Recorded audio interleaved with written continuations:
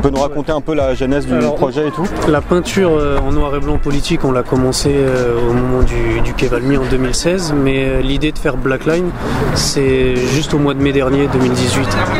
Voilà, donc en fait, on peignait à deux. On s'est dit, on va commencer à faire une série noir et blanc, juste Lask et moi. On avait fait une première prise politique. Moi, je le faisais sur papier, mais pas sur mur. Et d'un coup, on s'est dit, là, on a l'impression d'être plus en phase avec le lieu, ce qu'on a envie de dire et ce qui est en train de se passer.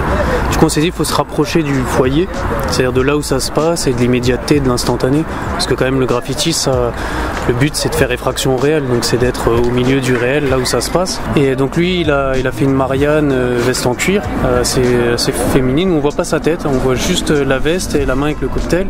Moi, j'ai commencé à faire des émeutiers, et là, il y a eu une grosse rangée de CRS, tout ça, et une émeute en fait, une contre-manifestation juste derrière nous, et Quai Valmy, il y a eu l'incendie de la voiture brûlée.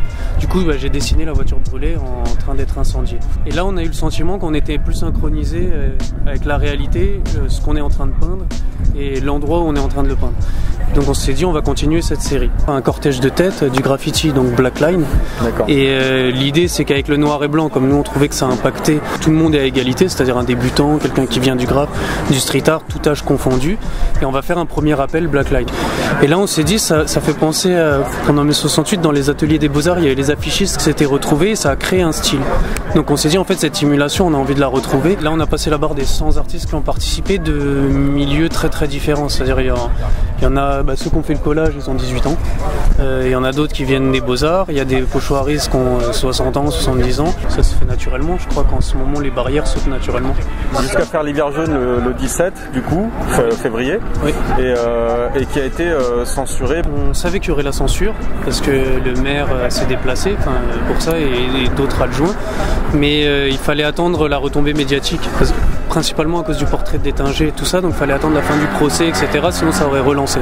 Malheureusement, ça devient fréquent. À la République, c'était pareil. La semaine d'après, les gens qui peignaient se faisaient contrôler, etc. Moi, j'ai l'impression que c'est juste une façon de dire on contrôle. Enfin, c'est nous qui tenons la rue, mais en fait, dans 2 semaines, je pense que les gens pourront repeindre à nouveau. C'est le sujet qui pose problème en fait. On voit bien qu'il y a certains sujets qu'on nous interdit de traiter. C'est-à-dire, conscientisez-vous certes, mais comme nous on veut. Votez pour la personne qu'on vous dit de voter, et dès qu'on sort de la route et qu'on essaie de réfléchir par nous-mêmes, on nous remet dans le droit chemin, enfin, leur droit chemin. C'est pour ça que le mouvement des Gilets jaunes, moi je trouve ça magnifique, c'est que j'ai l'impression ils ne savent pas comment, ils s'attendaient pas à ce mouvement populaire en fait. Ils n'arrivent pas à trouver une réponse aux questions des Gilets jaunes.